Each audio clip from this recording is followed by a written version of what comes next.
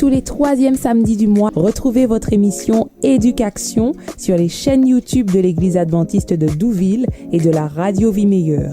Des analyses et des conseils d'experts, des retours d'expérience, des échanges autour de problématiques éducatives récurrentes. Éducation, ensemble trouvons des solutions. Bonjour aux auditeurs de la Radio Vie Meilleure ainsi qu'aux internautes qui nous suivent. Je suis heureuse de vous accueillir dans cette nouvelle émission Éducation. Éducation est une émission qui vous est proposée tous les troisièmes samedis du mois et qui nous permet, par le biais de cas concrets, d'apporter des réponses à des problématiques éducatives, mais trop souvent tabous. Des problématiques récurrentes, mais tabous. Nous nous retrouvons aujourd'hui dans le cadre de notre émission pour traiter d'une nouvelle thématique. La thématique du jour est « Mon enfant refuse d'accepter mon nouveau conjoint, que dois-je faire ?» Pour nous aider à élucider cette problématique, nous avons avec nous Jean-Claude Baltimore qui est psychothérapeute, conseiller conjugal et familial, Franz César qui est psychologue, Sandrine Joinville qui est médiatrice familiale. Sans plus tarder, je vais vous lire la situation de départ qui guidera notre échange. 2 ans après son divorce, Nathalie s'est remariée avec Paul. Elle le décrit comme étant un homme doux, respectueux et bienveillant. Toutefois, son premier fils, âgé de 11 ans, n'accepte pas ce nouveau conjoint.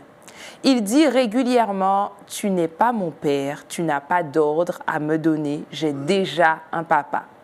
Nathalie est très peinée de cette situation. Elle ne sait pas du tout ce qu'elle doit faire pour améliorer la situation. Alors, je vais m'adresser aux intervenants. Ici, dans le cadre de la situation de Nathalie, il s'agit d'une famille recomposée. Est-ce qu'on pourrait définir ce que c'est qu'une famille recomposée? De nos jours, il existe différents types de cycle familial. On connaît la famille nucléaire, l'enfant vit avec ses 2 parents, marié ou pas marié. La famille monoparentale, l'enfant vit avec son père ou sa mère. La famille adoptive, l'enfant vit avec des parents qui ne sont pas les siens. Et puis récemment, s'est dessinée la famille homoparentale, l'enfant vit avec un parent qui n'est pas le sien ou des parents qui ne sont pas les siens. En ce qui concerne la famille recomposée, eh bien, c'est l'enfant vit avec sa mère ou son père et un beau-parent. Mais il arrive souvent qu'à l'intérieur de cette famille recomposée, il y a d'autres enfants ou parents qui viennent de familles recomposées, ce qui crée une famille multicomposée. Et là, encore, c'est la gestion de cette famille-là est encore plus difficile. Est-ce que vous voulez rajouter autre chose, Franz, Sandrine? Non, la définition est correcte, oui, c'est ça. Hein. C'est ça. Oui. Et c'est toutes les formes possibles. Oui, Ce que Jean-Claude n'a pas dit, c'est que ça peut être pluri-recomposé. Oui. C'est-à-dire celui qui était, ou celle qui était déjà en couple avec une autre personne, peut avoir déjà traversé 2 familles. Donc, on peut avoir eu un enfant avec un premier mari, une première épouse, un deuxième mari, une deuxième épouse, et on va se retrouver dans une 3e configuration de famille avec des enfants de ces 2 personnes avec lesquelles on a été. Et ça peut être la même chose pour l'autre. Donc, en fait, les formes possibles de la recomposition familiale sont illimitées. Oui. Alors, recomposer, de base, c'est pas un père, une mère et leurs enfants. Mais c'est une nouvelle configuration avec un monsieur et une dame qui ont eu ou pas des enfants avant. Oui, alors j'ai employé l'expression... Mais il faut toujours qu'il y ait un enfant. Hein. J'ai employé l'expression multicomposée, du fait aussi que cette famille-là peut se retrouver avec des éléments homoparentaux, avec des éléments d'enfants adoptés, des enfants... C'est ça. Oui, tout ça. D'accord. Vous avez dit illimité. Et est-ce qu'on a des données statistiques sur le nombre de familles recomposées en Guadeloupe? Je ne sais pas. Alors, 9% des enfants vivent en famille recomposée selon l'INSEE en Guadeloupe. 9%. D'accord. OK. Alors... enfin, moi, à mon sens encore, il est difficile d'évaluer compte tenu que la majorité des familles recomposées ou multicomposées ne sont pas légalement déclarés ou Oui, mariés. répertoriés. D'accord. Oui, c'est Ouais. ça, tout à fait. Oui. Ok, d'accord. Tout à Mais fait. approximativement, on serait autour de 9%. Oui. Voilà. Alors, généralement, lorsqu'il y a famille recomposée, il y a acceptation du nouveau conjoint pour des enfants. Quelle est la stratégie à adopter pour faciliter l'intégration d'un nouveau conjoint? Compliqué ce truc. Oui, déjà, Compliqué. le premier élément avant toute stratégie, c'est est-ce que je suis d'accord à donner le temps de faire son œuvre. Je m'explique. Souvent, dans les familles recomposées, comme les nouveaux conjoints sont OK sur leur nouveau fonctionnement, ils s'imaginent que systématiquement, tous ceux qui vont composer cette famille nouvellement recomposée vont être dans cette dynamique. Ouais. Sauf que le premier élément avant tout développement de stratégie, c'est de se dire, est-ce que je suis OK avec le fait que l'engagement que j'ai pris nécessite pour les autres du temps. Tu vois, parce que, allez, je donne un exemple tout simple. Justement, tu as expliqué dans ton exemple, 2 ans après son divorce. Sous-entend que le premier fils était âgé de 9 ans. À 11? Oui, il a 11 Il a 11 ans. ans maintenant. Il a 11 ans. D'accord. Mais quand ils ont divorcé, il avait 9 ans. OK? Et on a bien expliqué cette idée de démantèlement, de déconstruction, de destruction. C'est comme si 2 ans après, en fait, on n'en parle plus. Et comme Nathalie s'est remariée, alors cet enfant de 11 ans, eh ben, il est dans cette dynamique systématiquement. D'accord. Donc, qu'est-ce qui a été discuté avec cet enfant et avec les autres enfants concernant ce nouveau mariage? Donc, on parle bien de processus. Au niveau de l'acceptation du nouveau conjoint, c'est un processus. Il y a déjà l'étape où on sort du premier mariage, donc un accompagnement face au divorce. Et ensuite, il faut encore accompagner l'enfant dans ce nouveau mariage et face à ce nouveau conjoint. Donc, ça ne se fait pas, j'ai envie de dire, c'est pas systématique. Il faut un temps d'adaptation, c'est ça? Bien sûr. Ouais, c'est Bien ça. sûr. En fait. Je pense qu'il y a un travail de deuil à faire avant de reprendre la vie commune. Parce que l'absent, qu'il soit mort ou vivant, il est tout présent dans Oui. le foyer qu'on va construire. Pourquoi? Parce qu'il avait des côtés positifs et négatifs. Et si on retrouve en l'autre, ça peut faire désordre. Et se dire encore ça. Eh ben, au moins lui, j'avais ça avec lui. Donc c'est un travail très important. Et deuxièmement, je crois que l'enfant a le droit de dire son mot sur la personne qui va être son beau-parent. Attention, ce n'est pas un poids de décision que je ne veux pas, mais il a de dire ce qu'il pense de cela, et ça demande un travail avant de fréquentation, d'accueil, de découverte, que sais-je, mais il faut faire un travail quand même, enfin je sais, mais il faut faire un travail quand même à ce niveau-là. D'accord, donc il faut impliquer l'enfant aussi dans le choix de ce nouveau partenaire de vie. Attention, C'est ça que j'allais dire. je redis, il n'a pas un pouvoir décisionnel. Il ne va pas décider que maman ne mange pas la Il n'a pas de voix de vote. Ouais, mais ça. il a le droit de dire ce qu'il pense. D'accord. Quand cette personne-là va entrer dans sa Ok. famille, il doit l'appeler beau-père. C'est son beau-père. Écoute. Donc s'il n'y a pas eu un rejet, eh bien, Alors, écoutez,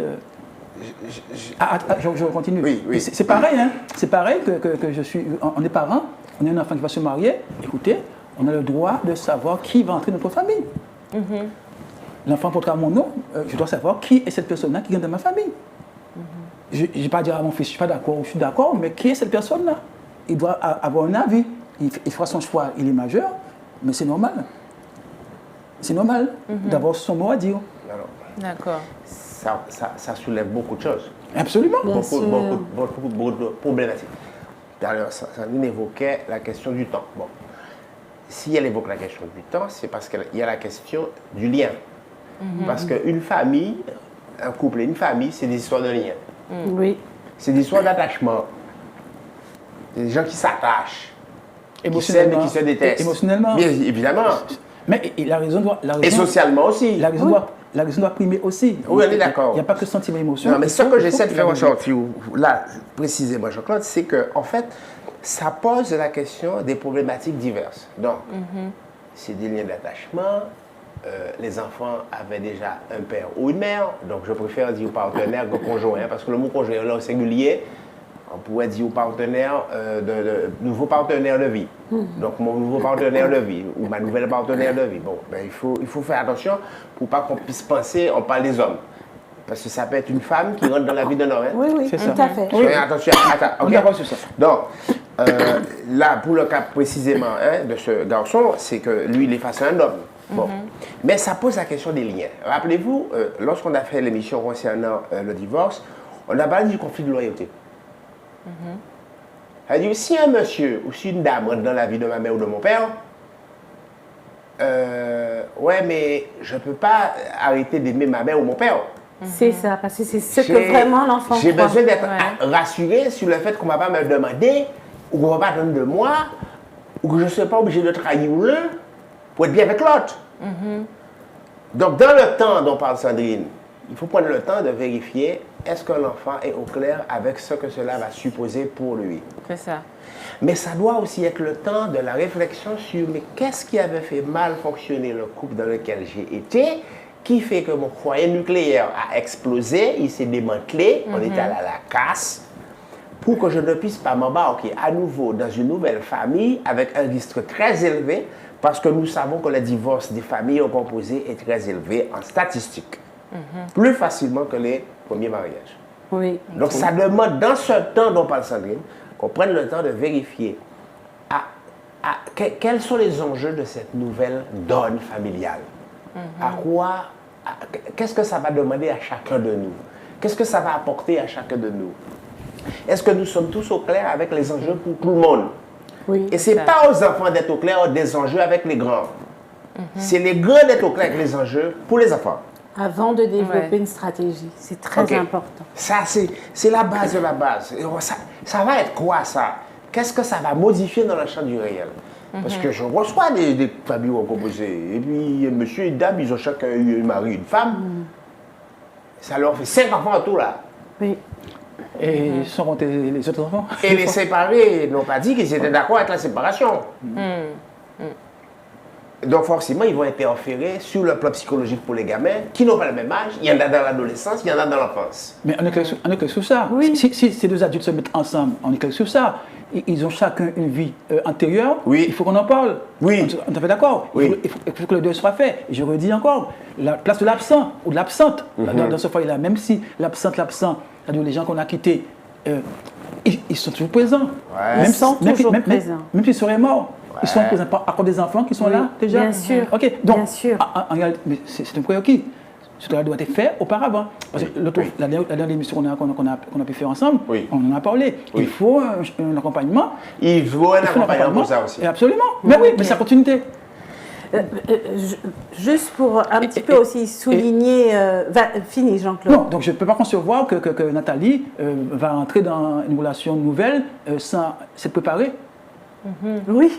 Donc il y a une préparation. Et c'est ce que je voulais aussi, sur quoi je voulais rebondir. C'est cette idée, tu vois, après, dans cette question qui arrive très tôt, c'est justement ce qui se passe régulièrement. C'est-à-dire que tout de suite qu'il y a eu séparation, tout de suite qu'il y a eu séparation, divorce, alors tout de suite, justement, on veut faciliter une nouvelle intégration, le nouveau conjoint, la nouvelle vie, etc. Et on n'a pas pris tout ce temps-là qu'on est en train de décrire, des échanges, des liens, des enjeux, Ce qu'on a construit avec les enfants. de tout le monde. Et cette question arrive systématiquement parce que j'ai à nouveau signé à la mairie et que j'ai contracté mariage, alors systématiquement, tout en découle. Mais c'est pas ça. Mais là on a touché à une construction, parce qu'avec les enfants, avec leurs parents, on donne de nouveaux liens avec les deux ou l'un ou l'autre. Et là maintenant, du jour au lendemain, bon, tu sais, bon, maintenant, on fait autre chose. C'est Donc, ça. C'est pourquoi je dis qu'il y a une discussion aussi avec les enfants à ce niveau-là, parce que eux, c'est quoi, ils doivent avoir de la parole. Alors là, du jour au lendemain, bon, tu sais, maintenant on n'habite plus ici, on déménage, on va habiter ailleurs. Tout à fait. Ça pose tout Il faut ça. un temps de préparation. Donc, il faut. Oui, Donc, il y a plein de questions à poser. Donc l'enfant ne peut pas être mise à côté. Alors, absolument. dans la stratégie, il faut vraiment prendre ce temps dont tu parles, Sandrine, pour poser chaque chose. Ben oui, Prendre le temps d'accepter, d'évoquer chaque chose. chaque chose. Une gamine dormait dans le lit de sa maman dès lors que son papa et sa maman avaient divorcé. Par exemple. Ah oui. C'est Par exemple, la régulier. figure. Mais C'est là, il y a un autre qui régulier. parle- C'est un autre- régulier. un autre pendant Donc, la place. comme il n'y a pas d'homme, à ce moment-là, elle dort avec sa maman. Ça pose aucun problème à sa maman. Elle aime ses enfants. Mais une de ses filles dort de son lit. Le jour où elle rencontre un monsieur, on ne va pas dormir à toi. C'est ça. Qu'est-ce que ça va coûter à cette gamine? Waouh! C'est bon de dormir dans le lit de sa maman, hein? Oui, mais encore plus grave, c'est un garçon, parce que lui, je dois que ma maman. Oui, bien et puis- sûr. Et puis un monsieur va prendre la place. De papa. Ok, bon, symboliquement, c'est quelque chose. D'accord. Et puis, il y a des messieurs qui disent à leur garçon, tu deviens l'homme de la maison puisque je ne suis plus avec ta maman. Tu dois protéger ta maman. Ça, c'est vrai. Oui, C'est tout à fait vrai. donc, comme tu es l'homme de la maison, un monsieur arrive au nom de ta maman, mais mon papa m'avait donné mission. Tout à Donc, ça fait. pose des questions, un paquet de questions. Ouais. Alors, la question aussi que je mets sur la table, c'est et quel doit à la parole ou quel doit à être consulté sur ce qui va se passer de ceux qui ne sont plus là. Un nouveau monsieur ou une nouvelle dame va entrer dans ma vie et notre enfant sera confronté à cette personne. La question se pose de quelle stratégie aussi de ce côté-là. Oui. Parce que celui qui n'est pas là avec vous, là, il peut mettre en échec le projet. C'est Il clair. peut poser un problème dans le fait de mettre des paroles de malédiction sur le projet qui est en train de se préparer. N'oublie pas que... Parce qu'on l'a exclu. Et des fois, il n'était pas d'accord pour être séparé. C'est ça. N'oublie pas que je ne suis pas mon fils. Juste ça, ça Aucun peut homme contribuer. ne sera aussi bien que moi que celui que j'étais auprès de ta mère. C'est ça. Elle s'est trompée. Ou Alors- inversement, aucune femme. Tu veilles au grain, mon fils. Tu veilles au grain. Alors, quand ils ont le projet de retour, Et n'oublie pas, tu es un seul papa. Manglous employé là. Voilà. Est-ce que C'est compliqué. Bon, compliqué. Alors, On l'a dit déjà, c'est compliqué. ma prochaine question s'adresse à Franz. À quel stade de son développement l'enfant est-il le plus enclin à accepter une nouvelle personne dans son Bébé. environnement proche? Oui. Bébé. Et après, c'est plus Petit compliqué. enfant. Encore Enfance. mieux, pendant que sa maman est enceinte. Parce que la famille n'existe pas que à l'arrivée du bébé. Parce qu'on a déjà fait la déclaration de l'existence du bébé à partir, je crois, de 3 mois. Oui. Donc, imaginez, bon, je prends un cas de figure particulier, mais vraiment, de toute époque, sur le plan clinique, c'est la version la plus simple. Oui. Cet enfant n'a jamais connu son père biologique. OK? Ou cet enfant n'a jamais connu sa mère biologique. Parce que l'enfant est né, sa maman est décédée à l'accouchement. Le nouveau parent qu'on va présenter à cet enfant sera naturellement pour lui sa maman ou son papa. Et ça se construit. Mais l'autre est décédé. Hein. Oui. Est-ce que vous me suivez? C'est pas, voilà, c'est ça que Attention, parce qu'il y a j'allais des demander Ah cette non, nuance. je parle de le format idéal. Bébé, l'autre est mort. Mais Franz, une parenthèse. On l'a pas tué, hein. Attention, c'est pas un assassinat, il est mort. Franz, une parenthèse, Oui. Franz. Ce bébé qui est dans sa maman, hein, Oui. et il entend son papa maltraiter sa maman. Mais quand il est, il se peut que quand l'homme voudra son papa, vous Oui, comprenez, le c'est- père c'est- adaptif. Eh, mais non, le vrai père. si Ah, vous le voulez. père, d'accord. Mais il peut refuser, hein. Parce que Ok, cette voie-là, ok. il peut refuser. Oui, parce qu'il y a une mémoire. hein. Il y a une mémoire émotionnelle, effectivement, on a des recherches sur le refuser. Ok. Et alors, maintenant, si maintenant il n'est plus là, et le père vient gentiment avec une voix doucereuse, eh Bon. bien, il accepte. Bon, ok. À tous les cas, on peut être d'accord sur Oui, que c'est le format c'est le complet. plus simplifié C'est ça. C'est le format. pour C'est qu'un le enfant puisse intégrer un monsieur ou une dame dans sa vie. C'est vraiment au départ de la vie. Absolument. Autour de l'accouchement, Absolument. autour de la grossesse D'accord. et quelques jours ou quelques mois après la naissance. ok? C'est absolument. D'accord. Ça met moins C'est de ça. confusion. On va dire que le tiret est simple. Oui, Est-ce qu'on peut dire qu'à l'adolescence, l'acceptation est plus difficile? Conflictuel même. Ça dépend comment l'enfant a grandi. Et il y a tellement de paramètres. Son image Bon, paternelle. imaginez Ça un dépend enfant des adolescent. parents aussi. Ok, un gamin adolescent. Une fille ou un garçon, et puis ça peut être plusieurs. Bon, généralement, les enfants uniques, ok, les enfants uniques, c'est plus compliqué. Vraiment, c'est pas top. T'as un gamin unique, fille, garçon, pour intégrer l'autre, ça peut être plus compliqué. Parce que c'est un enfant roi. Surtout si l'enfant a été roi longtemps. Imaginez entre la séparation et la recomposition familiale, ça s'est passé des années. Mais tu as le temps d'être chouchouté là. En fait, t'es un prince, une princesse, tout c'est pour toi. Tout le monde tourne autour de toi. Donc, et monsieur ou dame arrive, ton chat. On va dire, la vie du royaume change. C'est ça. Tu étais à la limite le roi ou la reine, et là tu es destitué. Donc ça va poser un problème. Donc, c'est pas tant l'adolescence, c'est comment on arrive à l'adolescence. Ça va déterminer un certain nombre d'éléments dans la dynamique de ce qui va se jouer là, parce que tu as déjà un héritage. Oui, D'accord. Et je vais aussi rajouter par rapport à ce que France dit, c'est maintenant, là, actuellement, dans les cours de récréation, que ce soit à l'école primaire, au collège ou au lycée, beaucoup d'enfants conversent sur le divorce et les nouvelles familles. Oui. Hein? Et en fonction du groupe social, du groupe d'amis, ils vont plus ou moins accepter le nouveau conjoint. Oui. Parce que parallèlement à ça, il y a, j'oublie le terme, c'est plus que de la loyauté entre ados et entre... Et il y a le sentiment d'appartenance. Voilà. Je fais partie de ceux qui sont concernés par la recomposition familiale. Voilà. Je ne suis pas seul, je ne suis pas stigmatisé. Voilà, donc il y a une solidarité. Oui, c'est C'est la ça. norme. Il y a une petite solidarité qui se dit, bon, ce groupe-là, ben, ils vont refuser le nouveau papa ou la nouvelle maman. Ben, ils vont se concerter, ils vont faire des groupes de parole, etc. Oui. Et ça va jouer sur l'acceptation, par rapport à ta question, de la nouvelle personne dans l'environnement proche. D'accord. Ça se rencontre de plus en plus souvent. Oui, mon beau-père, il est cool, ma belle-mère... Voilà. Il est comment ton beau-père ou ta belle-mère? C'est ça. C'est Et ça. selon cœur. Ah ouais, le mien est mieux que le tien. Et il est même plus cool que mon papa, hein, tu sais. Donc, Non, c'est vrai. C'est ça. Plus généreux. Ça se joue beaucoup aussi là, surtout bien sûr. dans les cours je crois, enfin, d'une manière générale, plus on est âgé, plus on a du mal à accepter. Oui. Je crois. Parce qu'on s'est déjà construit peut-être avec l'autre parent. C'est très construit, c'est ça. Ok. Et on observe même les adultes, ont du mal à accepter ce genre de choses. Et puis ça oblige aussi le grand enfant qui est devenu adulte à aimer quelqu'un d'autre. Il faut faire lien avec quelqu'un d'autre qui n'est pas sa mère, qui n'est pas son père.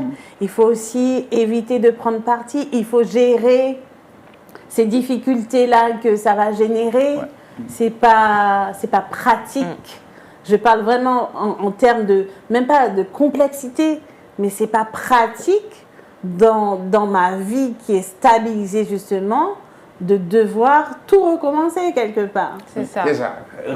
Établir de nouveaux liens. C'est ça. D'affection. Avec le risque que ça comporte. Oui, parce qu'on est dans une zone de confort, on est à son aise, et puis on sortir comme ça fait peur. C'est ça. C'est traumatisant. Et vous connaissez l'expression, aimer, ça fait souffrir. Ah oui. Attends, je vais m'attacher à toi, est-ce que ça va tenir, ça va marcher, peut-être que ça va se casser la figure. Encore une source de souffrance, quoi. Tout à fait. S'attacher, c'est aussi ça. D'accord. Alors, quelle posture est attendue du nouveau conjoint qui cherche à se faire accepter des enfants? La posture. Est-ce qu'il doit venir en tant que père? En même temps, sa position est délicate. Donc, comment il doit aborder cela? Déjà, est-ce qu'il sait qui il est? En gros, la majorité des soucis dans les familles recomposées, c'est que le père, qui est nouveau parent, se considère comme étant, ben voilà, le père. Et il oublie que finalement, l'enfant sort de quelque part et avec quelqu'un. C'est pareil pour les mamans. C'est-à-dire ce ne sont pas des mères ou des pères de substitution. C'est un nouveau parent. Ce que je suis en train de relever, c'est est-ce que le nouveau parent, quand il arrive dans une famille recomposée, est-ce qu'il est en capacité de reconnaître sa place? Qui n'est pas un terrain conquis. C'est ça. Qui n'est pas un terrain conquis. Le mot beau-père, ça ne veut pas dire grand-chose. C'est un truc, on va dire, civil. C'est une expression, on va dire, papier. Oui, C'est sur le papier, mais ça ne veut pas dire grand-chose. Beau-père, c'est quoi un beau-père? Il est beau, il ne fait pas mieux que l'autre. C'est un nouveau. Oui, c'est beau. Pourquoi on a mis beau? Déjà, pour commencer, je ne sais pas pourquoi on a mis beau. Mais c'est tout anglais en fait. Comme on dit old, vieux, donc on dit new, c'est nouveau quoi. C'est nouveau quoi. Oui, mais beau, le mot beau en français, ça se précise. Donc beau, pourquoi beau? Mais non, mais c'est une expression. Enfin bref, peu importe. Mais à la limite, la question se pose de qu'est-ce qu'on attend de lui? C'est lui-même, est-ce qu'il est au clair avec ce qui va se jouer pour lui? Oui, C'est ça. oui. Parce qu'on peut le faire entrer dans des fonctionnements ou lui demander d'occuper des fonctions ou de jouer un scénario, de jouer des rôles qui ne coïncident pas avec l'idée qui se fait de sa vraie place. Oui, par exemple, aller chercher les enfants à l'école, il n'est pas OK avec ça. C'est pourquoi. Alors, il peut ne pas être OK avec ça, sauf que moi, je vais lui dire, commence par ça. C'est pourquoi, en amont, il faut que si les personnes puissent s'asseoir, car il y a des enfants, et qu'on échange et on se réorganise sans bousculer les choses trop, parce que chacun est habitué avec son système de vie. Dans l'idéal, ce que tu dis, quoi. c'est parfait. C'est une science. Mais je vais vous donner un exemple, ça va être compliqué. T'as un gamin adolescent qui vit avec sa maman depuis un certain nombre d'années. Il est en garde principale chez sa mère. Vous savez que des fois, certaines femmes, ça arrive, ont un déficit d'autorité. Donc ça s'est mis en place très tôt. Oui. Oui, c'est pas toutes les femmes. Il y a des femmes qui ont vraiment de l'autorité, qui peuvent tenir, ok? Même tout. Bon, sauf que le gamin, il a commencé à poser de vrais problèmes à sa mère.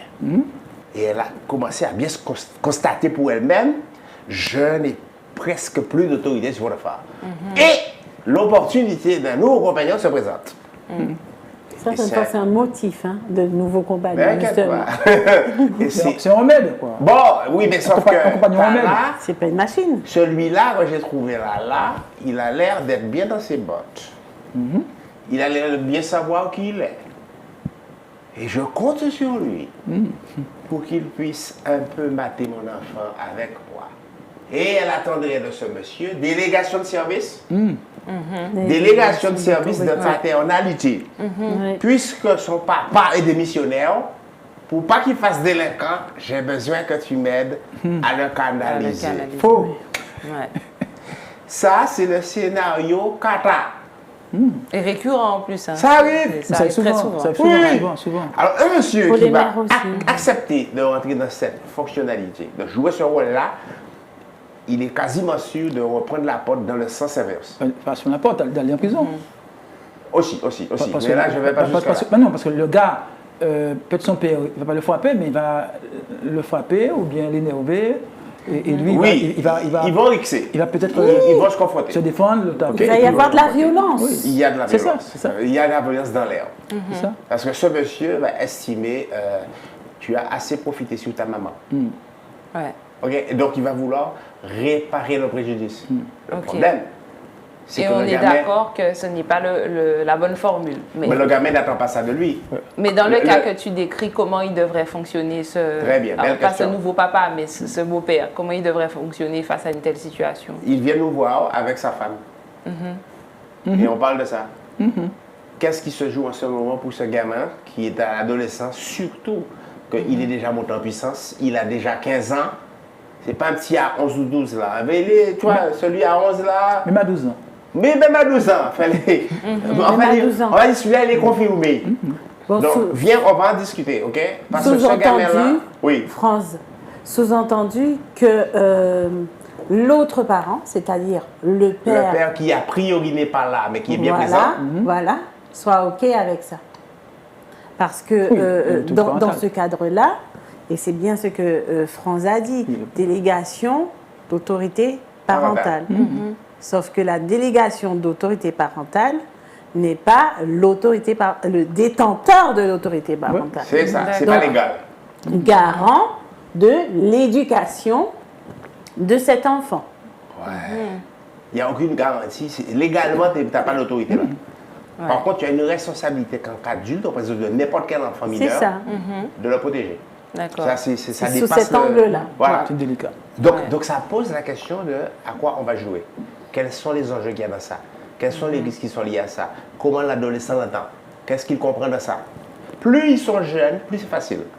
Puisque les gamins ont besoin de guidance. c'est pas à 15 ans qu'on va donner de la guidance. À 15 ans, on va déjà se retirer pour laisser la main à l'adolescent de plus en plus sur la gestion de sa vie. Donc, c'est pas quand toi tu vas arriver que tu vas régler le contentieux entre lui et sa mère. Tu vas pas refaire Ça la... ne se règle pas entre vous et lui. C'est la maman qui doit traiter de sa problématique par rapport à son gamin. Et la présence de cet homme est très spécifique aux côtés de cette femme. Oui. Puisque tu es dans la vie Donc, de il cette serait en femme, soutien à la maman, en fait. il est en soutien à la maman pour la protéger. Ouais, on pourrait dire qu'à ce moment-là, le monsieur c'est un chef. Il protège sa femme. Il dit au gars, mais tu sais, j'étais pas là quand votre bonbon a brûlé. J'étais pas là quand c'est devenu compliqué. D'accord, tu sais, j'aime ta maman. J'ai beaucoup d'affection pour ta maman. Je ne supporterai pas de te voir l'abîmer. Je ne sais pas comment tu vas faire, mais je ne vais pas rester là comme un tébé. Tu vas faire des misères à ma femme. Parce qu'en fait, ta maman, c'est aussi ma femme. Donc, je ne vais pas me mêler de vos relations, tu sais, mais par contre, dès lors qu'il s'agira d'abîmer ma femme, tu sais, je ne vais pas le prendre. Je ne sais pas qu'est-ce qu'on va faire, mais je pense qu'il faut qu'on y réfléchisse tous les deux. Oui. C'est Il la doit se place de positionner. chacun, c'est ça. Il ne se positionne pas pour le gamin, Voilà. il se positionne pour sa femme. Oui, mais quand tu lui dis que je ne sais pas comment je vais prendre ça, Ben, et oui, après, on n'a pas dit ce qu'il faut faire après. Oui, d'accord. Mais ça se travaille. Ça, c'est l'ordre de... Il y a une vraie réflexion sur les modalités pratiques. Qu'est-ce qu'on peut faire dans le champ réel? Et je peux vous assurer, c'est pas ça qui manque, les solutions. Et je pense qu'il faut gagner sa confiance. Bien évidemment qu'il faut gagner ça. Pas La première, comme ben, un tu sais... papa, mais comme un ami. Ben, non, nous pas amis. Non, quand je... Non, nous pas amis. Attends. Non, je suis le mari de ta maman. Et Franz, Ouais, Franz, mais- Ah, pas ami, hein? Franz, je m'en parlais. Et je dis qu'on peut le conseiller comme un ami, un grand, hein, avec qui, c'est un enfant qui a un problème, il a 15 ans, on peut sortir ensemble, discuter ensemble, aller à la pêche ensemble, Oui. et créer des liens. Oui. Et maintenant, en créant ces liens-là, je parle de cela. On est tout à fait d'accord. D'accord. Mais- Et je le dirais effectivement, Ouais. il ne faudrait pas, je vois comment tu agis avec ta maman, mais je ne pense pas que ce soit une bonne chose. Peut-être qu'il y a tout le monde des problèmes. Non, c'est pas je pense pas, mais c'est pas une bonne chose. Non, attends, c'est pas terminé. Il me fait mal. te dira même maman des fois, mais je comprends, mais moi, je pense qu'il faut le gagner. Et quand on a déjà accueilli en soi, excusez-moi, on a déjà accueilli, on accepte comme il est, Oui. on cause avec lui, Oui. on le gagne, on gagne sa confiance, on en discute, et je pense que là, on fait un travail d'intérieur avec lui. Ok. Ce qui veut dire, par rapport à ce que tu dis, Jean-Claude, c'est de prendre le temps de permettre à cet enfant d'avoir une nouvelle autorité, Oui. d'avoir de nouveaux liens.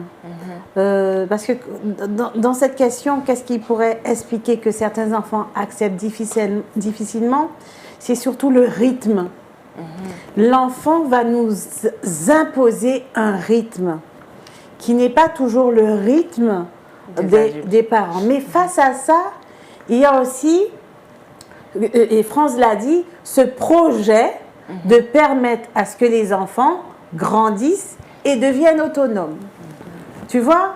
Donc, il y a c'est tellement ambigu. C'est quelque part ambigu. Ça dépasse la complexité parce que, pourquoi je parle d'ambiguïté? C'est pas toujours clair. C'est pas toujours clair. Et pourtant, les choses se mettent en place. Sandrine, comment tu vas faire pour pouvoir l'aider à grandir si tu ne l'accueilles pas et si tu ne gagnes pas sa confiance et comment tu fais?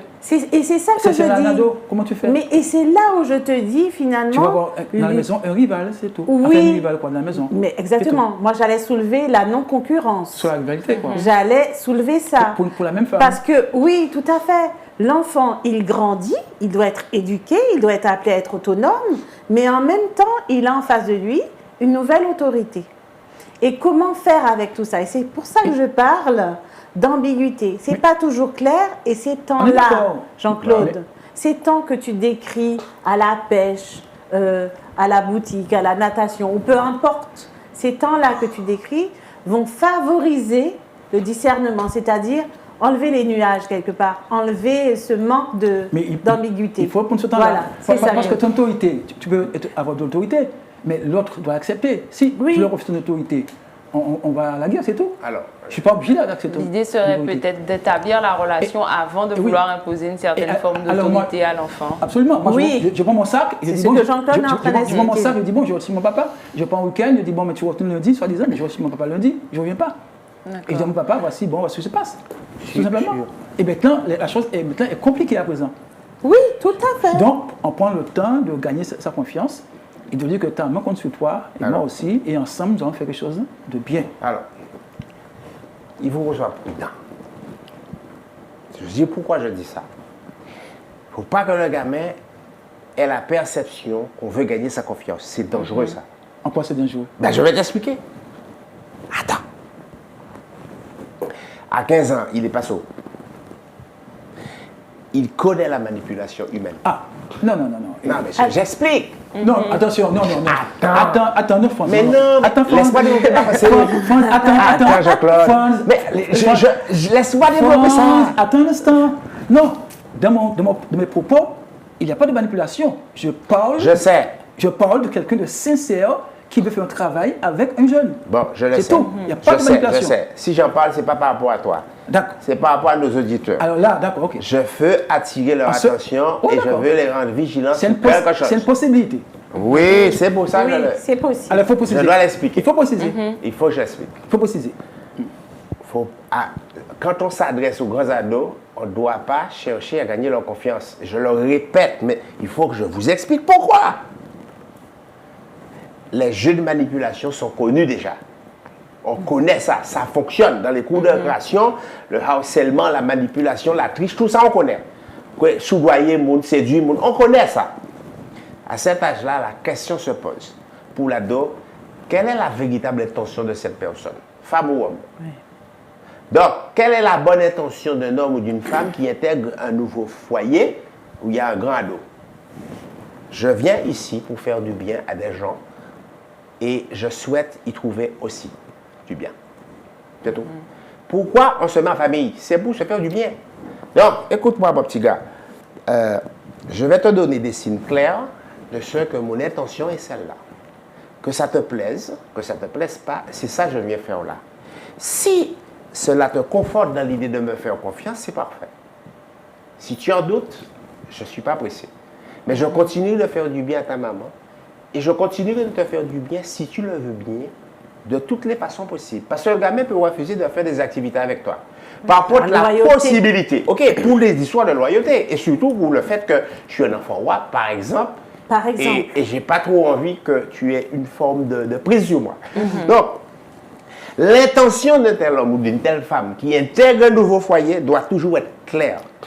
Je viens apporter des bienfaits dans la vie de nouvelles personnes, tout autant que j'en souhaite pour moi. Et la confiance viendra selon le rythme de la personne. D'accord. Là, tu causes bien. Mais avant, c'était autre chose. Tu as dit... Bon, je n'avais pas pu exprimer toute ma pensée.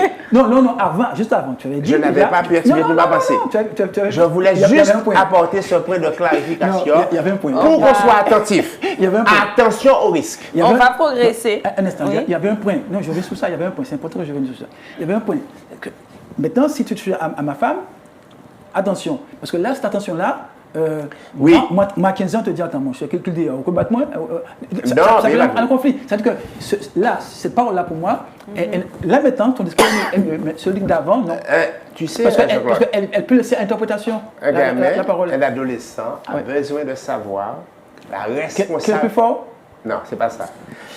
Un adolescent a besoin de savoir qu'un homme doit fonctionner comme un protecteur.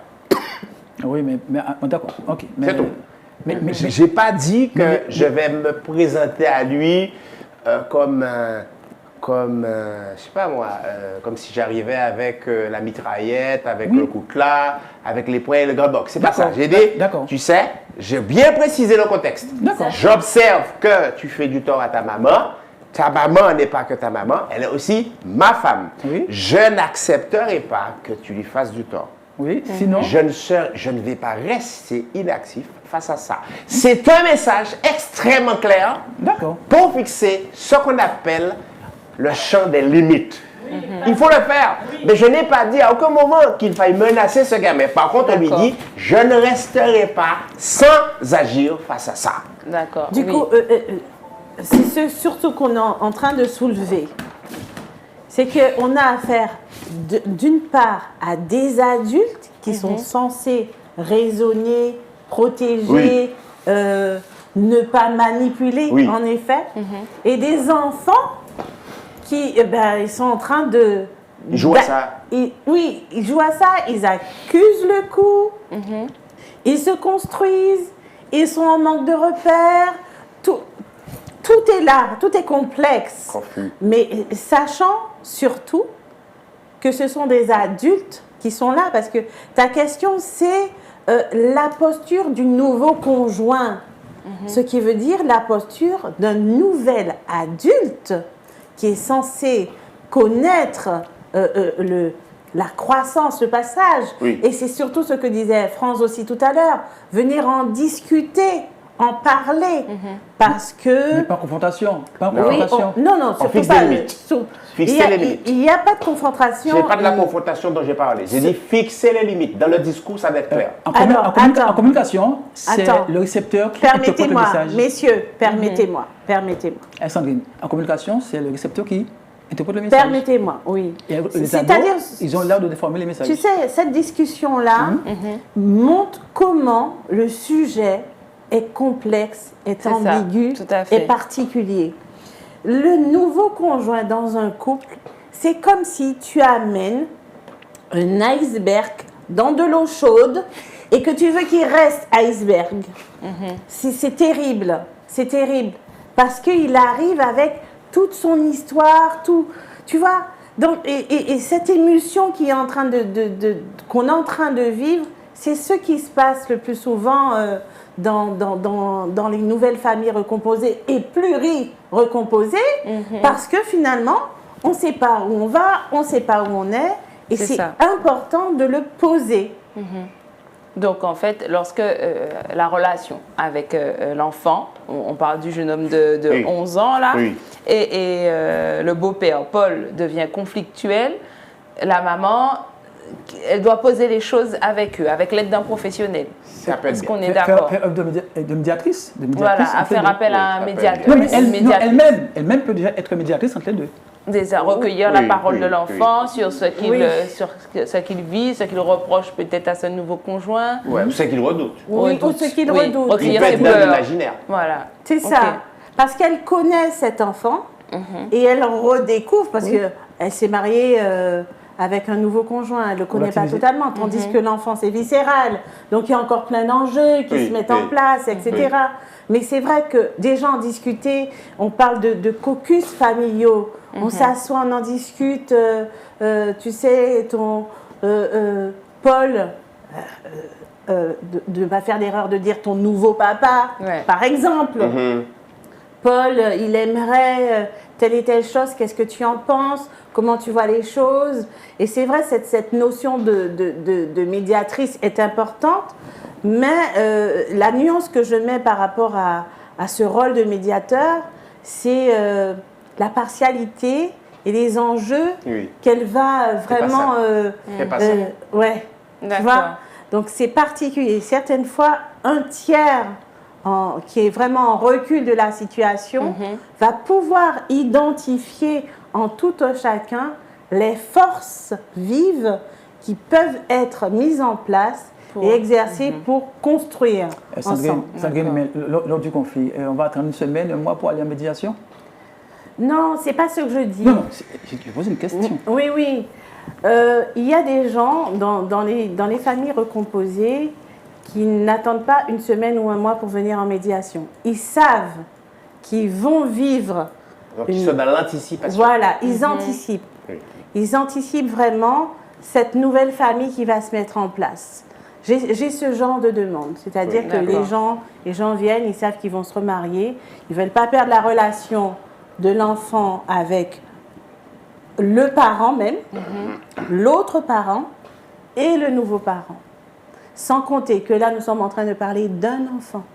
Mais lorsqu'il y a 3 ou 4 enfants du côté de la maman et 2 ou 3 du côté du nouveau conjoint, qu'est-ce qu'on fait? Alors, tu as des gens qui vont venir anticiper, tout en sachant dans le meilleur des mondes que tout le monde est d'accord à venir s'asseoir. Et ça, justement, ça peut être avant. Et tu as d'autres personnes, ils ne vont pas attendre 1 mois, 1 semaine, ils vont peut-être attendre 2 ans ou 3 ans que ça s'enlise. Et ils vont venir en médiation pour dire, ben, écoutez, j'aimerais que finalement il accepte mon nouveau conjoint. D'accord. Ouais. C'est très compliqué. En fait, ce que moi je veux dire, c'est que donc il faut se mettre avoir des conflits dans cette famille avec les 2 fratries, venant de familles différentes. Ok. Et je crois que les beaux-parents, la mère et le père doivent agir en médiateur pour non seulement les confier entre les enfants, mais aussi entre les beaux-enfants et les parents. C'est l'idéal. Oui, non, c'est nécessaire parce que mais des fois, ils ne savent pas faire. Oui, mais c'est nécessaire parce que on prend du principe déjà qu'on a déjà vu dans l'émission concernant Nathalie qu'il fallait aller consultation, se faire aider. On sait ça déjà. Donc nous pensons qu'elle est déjà au courant. Et donc pouvoir et parler justement, relativiser certains problèmes des armées, ceux qui sont armés, des milieux de terrain, je pense que c'est important. C'est très important. C'est ça que je dis, c'est important. Et moi, je pense que ces beaux-parents-là doivent accueillir les enfants, ne pas montrer de préférence par rapport à leurs enfants propres, et avoir du courage. Alors, et se montrer des gens bienveillants et accepter des fois d'être maltraités, ou papa moins, maman moins, sans en tenir rigueur, se fâcher, et soit les mettre dans le coin. Donc, je pense que c'est possible, mais les parents ont un rôle. C'est vrai, il faut l'accompagnement du médiateur familial, de la médiatrice, nous sommes d'accord. Mais là, quand le problème est présent, déjà, ils doivent commencer à démêler le terrain. D'accord. Tu as utilisé l'expression préférence. Oui. C'est un aspect du problème, extrêmement important. Et tu dis, il ne faut pas montrer de préférence entre les enfants, les miens et les tiens. Comment on fait ça? Oui, mais on est d'accord que c'est. On en discute avant. Non. Dans le réel, comment on fait pour ne pas montrer de préférence entre les enfants qu'on a engendrés et les enfants de celui qui vient coller dans ma vie? Comment on fait ça? Mais c'est pas difficile. Exemple, un conflit entre deux fratries différentes.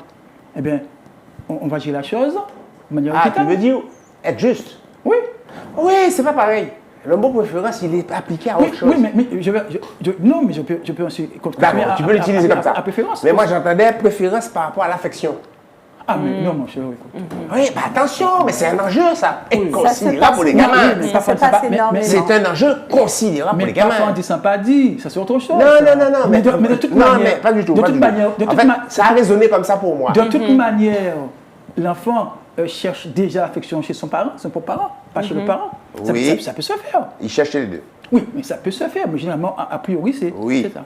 Mais là, on interprétera le mot préférence. Avec le temps.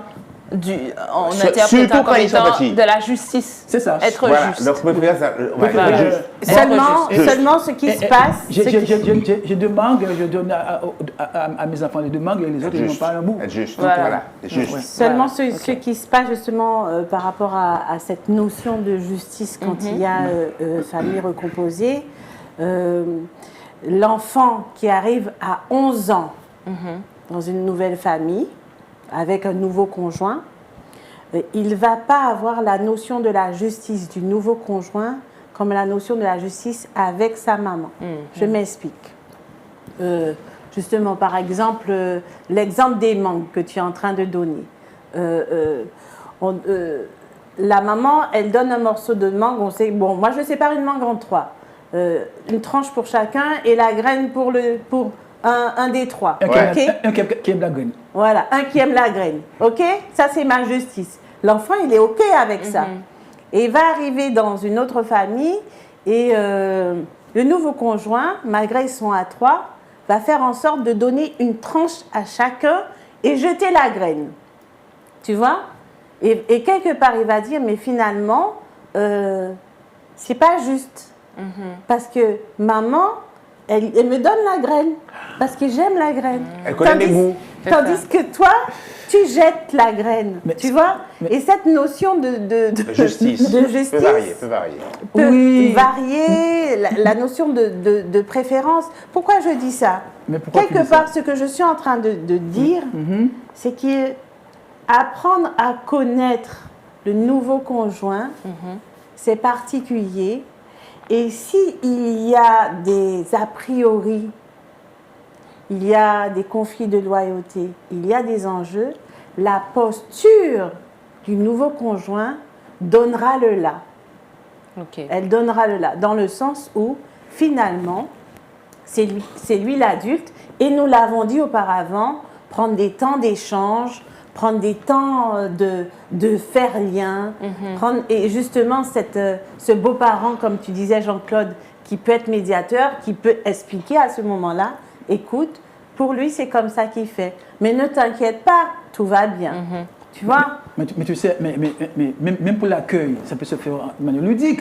On est là, on cause, voici ce que j'aime pas, ce que j'aime, on en discute. Mais ça veut dire que la communication est nécessaire dans cette nouvelle famille. Oui, tout à fait. Oui. En Ça passe amont, par là, ça passe par là. c'est important. Oui, exactement. On doit se connaître qui on est. Ça passe par là. Bon, écoutez, moi je connais une jeune femme qui a divorcé, enfin son mari a divorcé avec elle. Pourquoi? Parce qu'il a donné à manger des patates avec la peau. Et il a été pour négocier, il dit voici, ma femme me donne à manger des patates avec la peau, et je suis pas un cochon. Alors, mais chez ses parents, son père mangeait les patates avec la peau. Mais lorsqu'on ne parle pas, on ne discute pas de ce qu'on aime, ce qu'on n'aime pas, il peut y avoir des incompréhensions. Oui. Et donc, dans ces jeunes familles-là, justement, il faut qu'on remette à zéro les choses, non pas qu'on change d'habitude ses goûts, mais qu'on accepte qu'il y a d'autres goûts en face de nous. Tout à fait. Mais c'est en parlant. C'est pourquoi les deux parents ont un travail important à faire entre eux, en fonction de leur goût propre et de leurs enfants. Et surtout des enfants. Et surtout des enfants, surtout Alors, quand ils se Qui ont construisent. des frères étranges. Hein. Je rebondis sur le cas de figure de Mathieu. Ok, Mathieu a 11 ans, il dit tu n'es pas mon papa. Donc sous-entendu, C'est la tu vérité. n'as pas d'ordre à me donner. C'est ça. Ok, tu n'as pas d'ordre à me donner. C'est ça, Donc c'est nous ce sommes qu'il dit. confrontés là au cas de figure de la désobéissance. Là, c'est la famille qu'on composait. J'étais soumis à l'autorité des deux parents avant, et encore, parce que tous les enfants du monde désobéissent avant d'obéir. Déjà, vous commencez, désobéir est normal. Oui, c'est leur métier. C'est normal. Donc là, il dit, tu n'es pas mon papa, je ne t'obéis pas. On fait quoi? Déjà, c'est vrai, c'est pas son papa. Ouais. Déjà, c'est vrai. Quel ordre? Il dit, tu n'es pas mon papa, je ne t'obéirai pas. On fait quoi? Oui, mais quel ordre? Qu'est-ce que Eh c'est ben, dit? il peut donner des choses simples, tu vas faire la vaisselle. Ah, d'accord. Par exemple. Nathalie n'est pas là, on a mangé, c'est lui qui a assuré le repas. D'accord.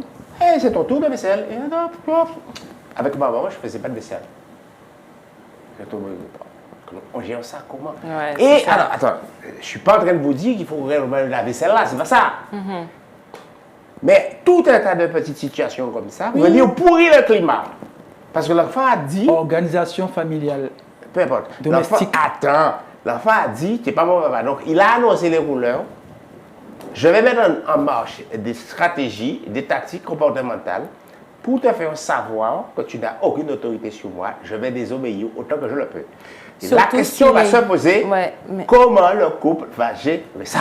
Surtout s'il est missionné. D'accord. On en a parlé Par tout à exemple, l'heure. parce que l'autre Surtout parent les qui n'est pas là peut missionnaires. missionner aussi. Oui, mais Après, c'est un enfant de 11 ans. Aussi. Ça veut dire que on est encore dans On est dans la transition quand même. Ouais, mais on est encore, transition, mais on est encore dans l'opportunité de... Le délai est de- court, mais il y a encore un petit peu. Oui, c'est ce que je veux dire par là, on est dans l'opportunité de montrer à cet enfant que finalement, ce nouveau mariage, c'est aussi, comme tu l'as dit Une tout à l'heure, opportunité. l'opportunité du bien. Le cagné. Du bien, ouais, d'être finalement vivre bien. Voilà, parce que Mieux. vivre Mieux. vivre mieux, c'est-à-dire dans le vivre mieux que tu es en train de décrire, vivre pour ne pas redivorcer. Par exemple. À nouveau, par Oui. exemple. Tu Oui. vois? Parce qu'il y a ça aussi. Ce gamin-là, certaines fois, ils ne veulent pas s'attacher parce qu'ils ont peur de la suite. que de revivre encore un nouveau divorce. Donc, il faudra encore pour l'enfant recommencer, on l'a si bien dit tout à l'heure, à gérer pour un nouvel amour. Tu vois? Donc, comment quelque part donner à cet enfant l'espoir que, mine de rien, c'est vrai que je suis une nouvelle personne dans ta vie, dans tes habitudes, mais c'est pas anodin. On est là pour se faire ce bien-là que France était en train de définir, pour encore dialoguer, pour encore échanger, communiquer. Mais c'est à l'adulte à enclencher cette démarche-là. Oui. C'est sa responsabilité. Oui, justement, Sandrine, parce que moi, je dis que si ces parents-là, Sandrine, et Catherine, Nathalie. pardon, a déjà fait ce travail-là déjà, a commencé à ouvrir ses yeux sur la nécessité, il me semble que pour éviter ces petits conflits, ces conflits-là, petits ou gros conflits, il me semble qu'au préalable, ce qui est important de placer, c'est une organisation familiale de la maison, de la maisonnée. Aïe, aïe, aïe. L'organisation. Je continue. Ça m'intéresse. Des tâches domestiques, exemple, sous la direction des parents. Parce que si vos parents, si l'enfant de 11 ans ne reconnaît pas que son beau-père, c'est son papa, ce qui est évident, oui. Mais il reconnaît que sa maman, c'est sa maman. Donc, chaque parent peut faire agir son autorité pour que des choses se fassent dans la maison. Ouais. Et ça éviterait et tout cela. Donc, Tout cela. établir les choses en amont. Si maintenant dans une maison, il n'y a pas d'organisation domestique, il n'y a rien, tu fais ça, des fois, on demande souvent à celui qui est le plus obéissant, le plus docile, le plus... En effet. Et donc, ça pose problème. Donc, je crois... Je n'ai pas fini, Franz. Je t'écoute. Je n'ai pas fini. Donc, je réitère mon observation, c'est qu'il est important que les adultes organisent cette maison-là. Parce qu'ils savent qu'il y aura une difficulté par rapport à cela. Et donc, ça va éviter un tas de problèmes inutiles. D'accord. Donc, la maman qui a déjà observé qu'il y a friction, donc du coup, elle établit les choses pour que le beau-père n'ait pas à donner d'ordre. Non, pas qu'il n'ait pas donné d'ordre, mais la mesure d'organiser, on sait qu'il doit faire quoi. Bon, des fois, ça n'empêchera pas qu'il y ait des problèmes avec l'une ou l'autre, c'est pas ça. Mais quand il y a une organisation, il y a des problèmes qui seront pas monter qui ne vont pas monter à la surface, quoi. Qui va se faire je rebondis sur paraître. Ça. Je rebondis sur ça, Jean-Claude. Je fourmille l'exemple sur ce que tu dis, où la définition claire de la responsabilité, délégation de service public, parce que la famille, c'est public. On est là, c'est tout le monde qui bénéficie de la maison. Tout le monde mange dans le manger qu'on a fait. Tout le monde part à la plage, tout le monde profite de la voiture. OK? Tout le monde va dans les toilettes faire caca. Tout le monde utilise la douche. Délégation de service. Donc, on définit la responsabilité et tel jour, il y a un tableau qui dit c'est toi qui fais ça, c'est toi qui fais ça. Oui, ça. Connais. Ça peut changer aussi. Peu importe. Mais il faut bien qu'à un moment donné, on fasse vivre un truc qui est établi. On ne va pas changer tous les jours. Sinon, je dis hyper modestement que ça peut se modifier. Oui, mais on a établi les choses. Oui. Je fourmille d'exemples dans lesquels les recompositions familiales ont mis ça en place, ça ne marche pas si bien que ça. Oui, c'est... Non. Ce qui nous intéresse là, c'est pas que ça marche bien. C'est pas là seulement. Même oui, nucléaire, ça marche pas. Je t'en remercie. Mais il faut faire quelque chose quand même.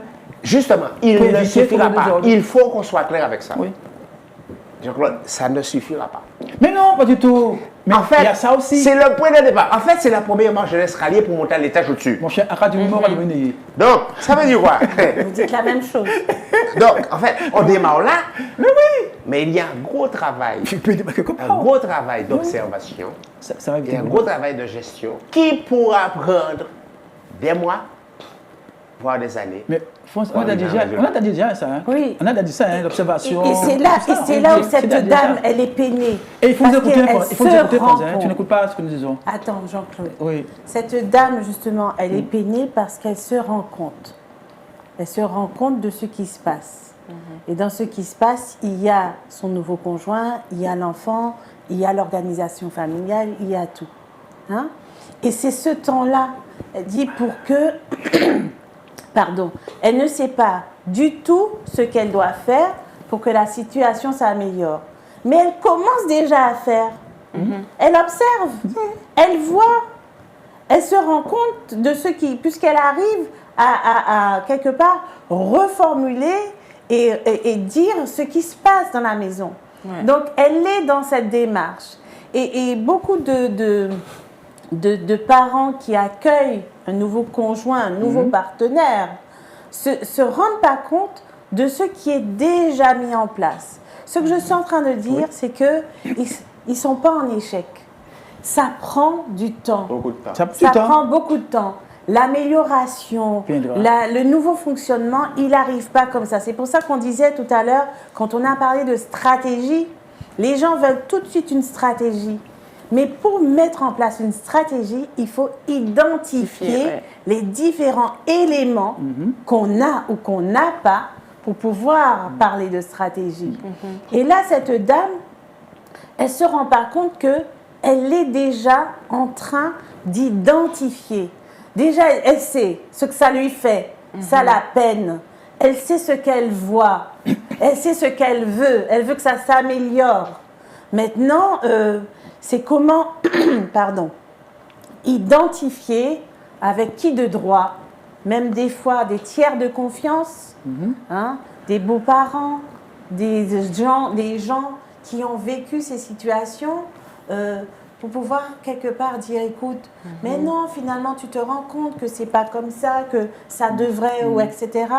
Mais c'est toujours donner à cette personne qui identifie un mal-être dans cette nouvelle famille, quelles sont les armes et les possibilités qu'elle peut avoir pour que demain, ça aille quand même un peu mieux. Ça ne veut pas dire que demain, le gamin ne va pas dire, t'es pas mon père, tu ne me donnes pas d'ordre. Mais peut-être que finalement, cette vaisselle, il ira la faire même en râlant, tu vois? Parce que, il y a quelque chose qui se fait, mais ça prend du temps. En tout cas, c'est l'action qui crée le progrès. Et même s'il y a un échec, on va recommencer encore autre chose. Tout à fait. Et avancer, et on va arriver à bout. Mais il faut faire des choses. Et il faut s'organiser. Dans ces jeunes familles, il faut s'organiser plus que dans une famille nucléaire. Encore plus, exactement, encore plus. Parce qu'il y a plus de risques, plus d'enjeux et plus de personnes. Plus de têtes qui réfléchissent. Alors, tout à l'heure, on parlait d'enjeux de loyauté. On disait que les enfants, parfois, ont le sentiment de trahir leurs parents quand ils acceptent le beau-père. Comment on peut aider à faire face à cette situation? Moi, pour parler de la trahison... entre guillemets. Entre guillemets, ce que je veux dire surtout, c'est qu'il y a toujours des trahisons.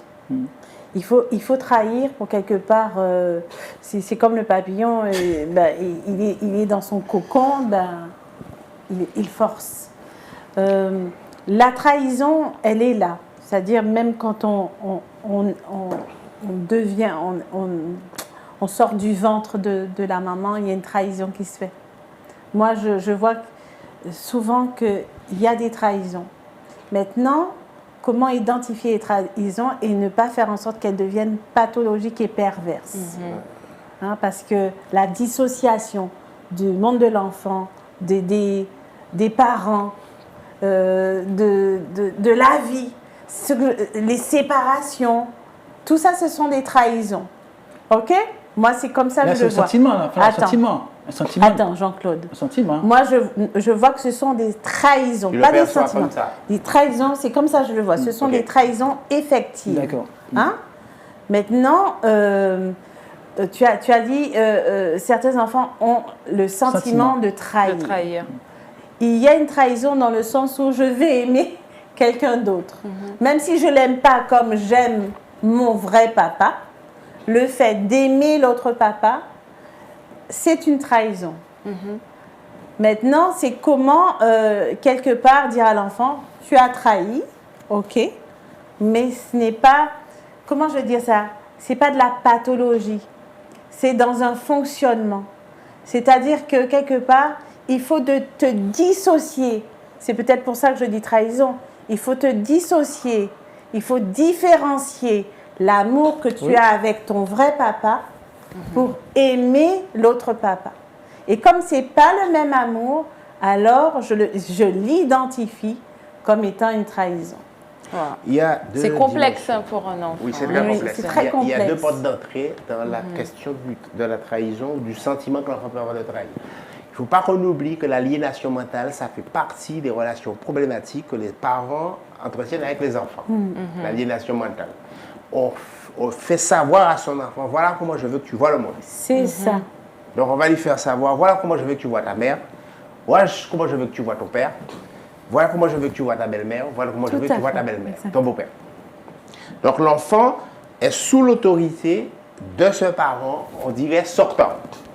Il y a une deuxième porte d'entrée par rapport au sentiment de trahison, c'est si j'aime cette nouvelle personne, ça veut dire que j'aime pas mon papa ou ma maman. Voilà, c'est ce que je dis. On a deux travails différents sur ces deux chantiers-là. C'est pas la même chose, on ne parle pas du même sujet. Donc quand on parle d'aliénation mentale, il faut repérer effectivement s'il y a un discours dans lequel l'enfant a été pris au piège et qu'on pilote son comportement à distance. C'est ça. D'où l'importance, comme on le disait dans l'émission précédente, l'importance de bien travailler la fin du mariage et d'apaiser les relations avec l'ancien partenaire par exemple. pour qu'il n'y ait pas de... Mais des fois, on y arrive, des fois, on n'y arrive pas. Mais dans le contexte d'une recomposition, quand on va constater que l'aliénation mentale n'a pas tant diminué que ça, il va falloir qu'on traite ce sujet en particulier. Oui. Et ça demande des techniques d'accompagnement spécifiques. Sur l'amour, j'en finis, sur l'amour, un enfant peut comprendre la chose suivante. J'ai souvent utilisé cette métaphore, après, ça demande encore du temps. Oui. Du temps. On t'entend. Tu sais, en fait, l'amour, ça ne se divise pas. Ce n'est pas les divisions qu'on fait pour donner de l'amour, en fait. En fait, ton cœur d'amour est conçu pour engendrer autant d'amour qu'il faut pour autant de personnes que tu vas apprécier. L'amour que tu as pour ta maman ou pour ton papa, personne ne pourra diminuer ça. Parce que dans ton cœur, il y a un compartiment qui produit l'amour pour celui-là indéfiniment. Jamais ça va s'arrêter. Mais dans ton cœur, il y a un autre petit moteur qui peut être engendré pour produire de l'amour pour une nouvelle personne parce qu'il y a des bons motifs qui font que tu peux apprécier cette personne. Donc en fait, tu n'as pas à avoir peur. Tu peux aimer autant de personnes que tu veux. Oui. Autant de personnes qui te font du bien. Tu ne vas jamais moins aimer les autres. C'est un autre chantier. Ce n'est pas le même que l'autre. Tout à fait. On est d'accord sur ça. Ok. Oui. Oui. Parce qu'en fait, l'enfant, sa trahison, c'est pas le fait d'aimer l'autre, hein. C'est comme son papa. C'est ça. C'est ça. C'est ça. Ok. Comme un nouveau papa, de remplacement. C'est ça la problématique. Alors, il doit comprendre que ce n'est pas son papa, quelqu'un de bien, que sa maman aime, donc aime parce que c'est tout. C'est ça. D'accord. Alors, on a un peu abordé la question qui arrive, mais je vais la reposer. Les beaux-parents, alors les beaux-parents, les beaux-pères et les belles-mères, ont-ils les mêmes droits et devoirs que les parents vis-à-vis de l'enfant? Non. Clairement, non. Les parents sont détenteurs de l'autorité parentale. Ouais, bah, C'est ça. À partir du moment où aucun jugement ne les a privés de cette autorité. Ils ont donné la vie. Donc, ils sont les détenteurs de l'autorité parentale. Le beau-parent, non. Par contre, on peut lui déléguer certains aspects de l'autorité parentale. Oui. Et comme France l'a expliqué tout à l'heure, c'est un adulte qui est responsable des enfants qui sont sous son toit. On va dire ça comme ça, simplement. Hein? On va dire personne en position d'autorité. Voilà. Un professeur n'a pas l'autorité parentale, mais il est en position d'autorité dans sa classe. Sachant que les enfants sont considérés au fur et à mesure de leur évolution comme étant vulnérables. C'est ça. Oui, comme moniteur d'un centre de vacances, ou directeur de centre de vacances. Donc, ils n'ont pas les mêmes droits et devoirs. Et c'est ça aussi qui cause aussi beaucoup de problèmes, c'est que les beaux-parents... Certains beaux-parents, mais... Certains beaux-parents, merci Jean-Claude, exactement, parce que ce n'est pas tous. Certains beaux-parents s'octroient les mêmes devoirs que les parents. Par ignorance, le plus souvent. Oui, par ignorance ou certaines fois de façon volontaire et intentionnelle. D'accord. Hein? Et pour remplacer, pour être mieux qu'eux. Hein? Et c'est ce qu'on a défini tout à l'heure. On en a parlé tellement c'était qu'il y avait quand même cette complexité qu'on est en train de mettre en place. Il ne faut pas se tromper. Et quand les adultes arrivent à s'identifier, ça donne à l'enfant, dans ce contexte-là qui est déjà bien chaud, bien compliqué, des repères. Papa fait ça, mon beau-père fait ça. Ma belle-mère fait ça, ma mère fait ça. Et dans le meilleur des mondes, que cette équipe parentale, qui a plusieurs coéquipiers à l'intérieur, soit en place pour permettre à chacun des enfants d'évoluer. Et le premier devoir de ses beaux-parents et de ses parents, c'est de définir ça, quelque part. Ça évite beaucoup de problèmes. Donc, tout est dit. C'est ça, hein, c'est la communication, en fait. Parce que dans tout mariage, hein, la première année, le miel compte beaucoup dans la communication. On a jusqu'à 2 ans. Si en 2 ans, il n'y a pas de communication effective, efficace dans le couple, eh bien, tout bascule, enfant, couple, et c'est fini. C'est important la communication. Il faut des choses clairement. Donc vraiment, communiquer, expliquer les choses clairement. C'est ça, c'est important. Il y a un petit piège que je voulais faire ressortir, c'est que dans cette question que tu poses sur les droits, j'ai droit d'avoir sur toi de l'autorité parce que je te fais à manger. C'est ça. Je t'emmène à l'école. Je contribue à payer le loyer. Je te paye des vacances. J'ai droit. En vertu de tout ce que j'ai fait pour toi, j'ai droit sur toi. J'ai droit. D'exercer mon autorité. Ça. Ça, c'est un petit piège. C'est là où l'adulte a besoin qu'on l'aide à intégrer la chose suivante. Monsieur ou madame de recomposition familiale, qui rentrait dans le groupe, qui était déjà constitué, ou qui accueillait le groupe chez vous, en fait, vous avez une obligation de service public au nom de Dieu. C'est de subvenir aux besoins de n'importe quel être humain qui a faim. Un enfant ne travaille pas, il a faim. C'est de lui permettre de s'épanouir en ayant des activités de loisirs quand tu peux lui donner. Oui. Tout ça ne t'octroie aucun mérite. Aucun pouvoir. Non, d'abord, attends. Parce que ton histoire d'un pouvoir, c'est justement fondé sur l'idée que tu as du mérite, quoi. Attends. J'ai déjà fait tout ça pour toi, donc je peux. C'est ça. Donc j'ai le mérite, donc je peux. Non. Je dis aux adultes, écoutez, vous êtes rentrés là pour faire du bien. Du bénévolat. L'amour n'exige jamais aucune preuve de récompense. Rien en retour. Donc écoute-moi. Et ça, c'est valable pour les beaux-pères, mais aussi pour les C'est parents. pour les parents. Parce que les parents aussi, Ça parfois, dépasse sont en attente. largement. Bien sûr. Mais quand tu ne l'as pas déjà intégré à la base, évidemment, en recomposition familiale, le piège peut se refermer sur toi.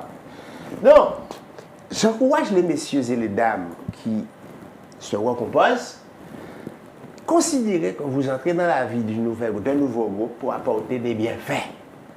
Vous n'attendez rien de personne. Vous attendez aucun point qu'on vous aime. Et vous n'attendez pas de vous fonder sur ça pour exercer aucune autorité. Par contre, Jean-Claude, tu l'as dit avec brio tout à l'heure, puisque tu auras fait tout ça sans attendre un retour, c'est naturellement qu'on va se placer sous ton autorité. C'est ça. Et tu vas te rendre compte toi-même, on cherche ton autorité. Parce qu'on t'a découvert digne de confiance. Et ça, c'est valable pour d'autres cas plus larges aussi. Hein. Même au niveau du couple. C'est pour ça qu'il n'y a pas de conflit d'autorité, en fait, avec les enfants. C'est parce que tout naturellement, ils se rendent compte que mais la vie est belle. Aucun enfant. Oh, mais l'école, ce beau-père. Oui, Ben, évidemment. Mais c'est ça. Tu sais, Jean-Claude, quand un gamin se rend compte de tout ça, soit il a vraiment envie de te provoquer, soit il a un trouble mental, tu vois. Bon, en dehors de ça, ça marche. Quand par exemple un gamin joue à la provoque, je vais lui dire de façon très claire, tu sais, j'ai vraiment aucune obligation de faire pour toi tout ce que je fais. Si je l'ai fait jusqu'à ce jour, c'est simplement parce que je peux le faire. Et je trouve que c'est bon pour toi. Mais apparemment, tu sembles mépriser ce que je fais de bien pour toi. Écoute, à partir d'aujourd'hui, je ne fais rien de bon pour toi. Je ne fais rien de mauvais dans ta vie, tu sais. Mais, sauf ta demande. Puisque tu sembles mépriser ce qui est bon pour toi et que je t'offre, je laisse ça de côté et je vais m'occuper que de ma relation avec les autres enfants et ta maman ou ton papa. Il n'y a aucun problème. Toi et moi, on n'est pas obligés de fonctionner ensemble. C'est clair. C'est ça. Ta vie peut être heureuse sans moi, mais la mienne, elle était déjà heureuse sans toi. Et je peux continuer à être heureuse sans toi. Mais ça, si tu as besoin de moi, je suis là. Si tu estimes Oui. que nous pourrions faire autrement, tu m'as dit. Absolument. OK. Oui. Ça, c'est mon discours. Parce que c'est encore cette histoire d'adultes, de personnes mûres. Qui met les limites. Exact. Qui met les Ça. limites. Mais oui, c'est mais- très mais- important. oui, C'est mais- pas des jeux d'enfants. hein. Oui, mais ça, c'est une bonne limite. Mais oui. Oui. OK. Mais ça suggère aussi que le parent, Oui. enfin le beau-parent, Oui. soit à l'aise avec lui-même, Oui. soit à l'aise avec Il ne son faut pas rôle. qu'il cherche de la reconnaissance. Voilà, c'est ça. Des fois, on recherche de la reconnaissance chez ceux qu'on décide d'aimer. Mais non, tu es piégé quand tu fais ça. C'est ça. Parce que des fois, les gamins, ils sont en train de jouer leur life. Ils ne sont pas en train de penser à toi, là. Oui, parce qu'après avoir donné, n'est-ce pas, il faut être que soi. Oui. On repart comme on est venu. C'est tout. Mais oui. Exactement. Alors, comment accompagner du coup concrètement Nathalie et sa famille? Quels conseils on pourrait donner, conseils concrets à Nathalie et sa famille dans cette situation? Mais Corinne, je pense qu'on a tellement de nos conseils à Oui, mais si on Nathalie. devait résumer, si on devait faire une conclusion. Il faudrait qu'on envoie Nathalie une Cette dernière question. Et nos factures, je dis nos factures, hein, parce que Non, mais c'est... qu'ils soient salés. Fais-lui une réponse en termes de synthèse Voilà. centrée sur Mathieu et son nouveau compagnon. Non. Le divorce devrait être vu comme étant, en premier lieu, un événement personnel avant d'être juridique et religieux. Et il faudrait prendre en compte la souffrance de Nathalie et de son nouveau et aussi des enfants. OK? Quand si on passe à côté de ça, eh bien, la famille sera comme l'autre, hein, démantelée et en souffrance, et soit en couple ou rien. Et là, maintenant, ils vont vraiment se trouver dans une situation désastreuse, d'échec. C'est tout. Ok. Moi, dans le cadre de la médiation, c'est très pratico-pratique, c'est-à-dire qui fait quoi, quand et comment. Oui, on est d'accord. Voilà, en gros. Il faut. Parce que c'est déjà ambigu, c'est déjà compliqué, c'est déjà complexe. Ce sont des humains. Et si on arrive quand même à mettre un minimum d'organisation pour enclencher, je ne dis pas pour améliorer de suite, mais pour enclencher des stratégies et une amélioration, alors je commence par de l'organisation. D'accord. En tenant compte de la place de chacun, qui fait quoi, quand, où et comment. C'est très basique. Et avec qui? Et avec qui. Et à qui aussi? C'est très basique, mais ça peut aider. D'accord. Yeah, ok. J'encouragerais Nathalie, pour ma part. Nathalie, qu'est-ce qui se joue pour Mathieu en ce moment et qui fait qu'il a besoin de rappeler à votre nouveau compagnon qu'il n'est pas son papa? Il se joue quelque chose qu'il n'a pas exprimé et qui fait qu'il va s'arc-bouter et fixer une position ou une impossibilité à rentrer sous l'autorité et probablement dans l'affection avec cette personne. Donc, la question c'est, comment allez-vous faire, Nathalie, pour découvrir cet enjeu pour lui? Et là, on apprend à dialoguer avec son enfant, à écouter son enfant, à faire attention à l'expression de ce qui est caché et que l'enfant n'arrive pas à exprimer. Et la deuxième chose, c'est, pour toi, mon nouveau compagnon, poser la question et vérifier avec lui quel est l'enjeu pour toi de faire papa. Parce que probablement qu'il a dit qu'il ne veut pas que tu fasses autorité sur lui parce qu'il a perçu que tu fais papa alors qu'il a de très bonnes relations avec son papa. Qu'est-ce qui s'est passé et qui t'a poussé à te montrer comme un papa? Quel est l'enjeu pour toi? Est-ce que c'est de ça que Mathieu a besoin? Vérifie bien. Ok. Si ce n'est pas le besoin de Mathieu, ça veut dire que Mathieu a un autre besoin. Et ce serait peut-être intéressant de se concentrer dessus pour que tu puisses servir sa vie dans ce domaine et pas dans celui de papa. D'accord. Et j'entends une complémentarité des approches, hein, Oui. mine de rien. Hein. C'est vraiment ça aussi. Hein. On n'a pas tous le même rôle, les mêmes approches. Et quelque part, tout est mis en place par le service public Ouais. pour que ces nouvelles familles tiennent bon. Tiens bon. D'accord. Alors, juste une dernière question, il nous reste juste quelques petites minutes. Tout à l'heure, on parlait d'aliénation de l'ancien parent, enfin pas de l'ancien parent, mais du parent biologique. parent, ouais. Comment Nathalie pourrait identifier s'il y a aliénation? C'est dans l'écoute non directive qu'elle pourrait, ça Jean-Claude et moi, on a partagé avec Nathalie, Sandrine dans nos formations l'écoute non directive. Carlo Gertz. Ouais. Ok, Carlo Gertz, c'est- ouais, voilà, bien sûr. on connaît. Hein. Donc, dans l'écoute non directive qu'on pourrait lui montrer, elle pourra déceler quels sont les propos qui ne sont pas de l'enfant, mais qui seraient prêtés à l'enfant, Comme tu Ok. viens de dire, la colonisation, comment tu dis des ça? esprits. Ouais. Son esprit a été Colonisation. colonisé par un propos qui n'est pas à lui, D'accord. Et qui Voilà. le conduit à agir d'une certaine à se façon. comporter. Ouais. Exemple, Ok. là, moi qui répète ça à longueur de journée, ton papa est un ceci, cela. Voilà, il y a des mamans et des papas aussi Ouais. qui font Ou ça. bien, hein. oui. Souvent des femmes, mais des Oui, papas aussi. donc il y a beaucoup de choses. Quoi. D'accord. Donc, des paroles répétées ainsi, c'est pas forcément à l'enfant directement, mais l'enfant Il entend. entend. Et faire pour qu'il puisse bien entendre Oui. et savoir qui est son Ok. papa, ou Oui. bien qui est sa maman. Quoi. Oui, c'est ça. Et Ok. alors maintenant, il va se faire une idée de sa maman. Alors maintenant, il va des fois guetter pour voir, est-ce que mais c'est ce moment. Oui. Ouais. Ah, mais papa dit, maman est une folle. Mais, ah, mais- Tout à fait. D'accord. J'apporte juste une précision. En fait, Et à un instant, et le père maintenant peut même faire autre chose. Hein, il peut déplacer une chose exprès et dire, mais chérie, où est-ce que c'est? Elle fait un tel, où est-ce que c'est? Il ne trouve pas. Mais tu vois, maintenant, mais confirme. elle est folle. Il devant confirme l'enfant. le, Ouais, le ouais, récit. c'est ça, c'est Elle ça. a Il fait confirme le récit. Ah, mais Ok. maman, et ça se fait de façon subreptice. oui, c'est ça. Dans nos formations sur l'écoute non directive, on a appris à écouter. Donc, entretien non directif. Donc, c'est un entretien non directif. Mais dans l'entretien, nous, on a appris à écouter. C'est-à-dire à écouter. C'est-à-dire, pour écouter son enfant, il faut savoir faire silence à soi. Silence à son envie d'aller confirmer aucune théorie. C'est-à-dire écouter vraiment complètement qu'est-ce qu'il a à me raconter sur qu'est-ce qui se cache derrière son comportement et sa communication. Et souvent, on ne sait pas écouter. Pourquoi? Parce que parents, on a appris, les parents dictent ce qu'il y a à faire. C'est ça. On ne nous a pas appris, le parent, entend ce qui se passe. Oui, mais alors écoutez les non-dits, mais écoutez aussi l'émotion qui dégage Oui, tout ça, dans tout son ça. regard, dans sa posture. Tout ça.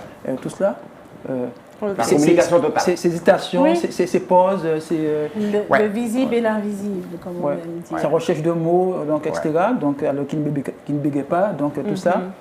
Oui, donc on doit pouvoir. D'accord. Ok, merci beaucoup. Éducation, ensemble, on trouve des solutions. Nous remercions nos intervenants. Nous remercions Franz César qui est psychologue, Sandrine Joinville qui est médiatrice familiale, Jean-Claude Balsimore qui est psychothérapeute et conseiller conjugal et familial. Nous vous donnons rendez-vous le mois prochain pour une nouvelle émission Éducation et nous tenons à remercier toutes les personnes qui contribuent de près ou de loin à la mise mise en place de cette émission. Nous remercions nos auditeurs, nos internautes, nos intervenants, nous l'avons dit, Maureen Brosius pour la réalisation des supports de communication, Jérémy Ravillon pour la réalisation vidéo, Pierre Échille pour la réalisation son, ainsi que Laurent Litsoé qui est avec nous. Nous remercions Fatih Blocaille pour le streaming et toutes ces personnes qui sont autour et qui se mobilisent pour rendre possible cette émission. Merci beaucoup. Rendez-vous le mois prochain. C'était votre émission Éduc Action présentée par Corinne Blocaille.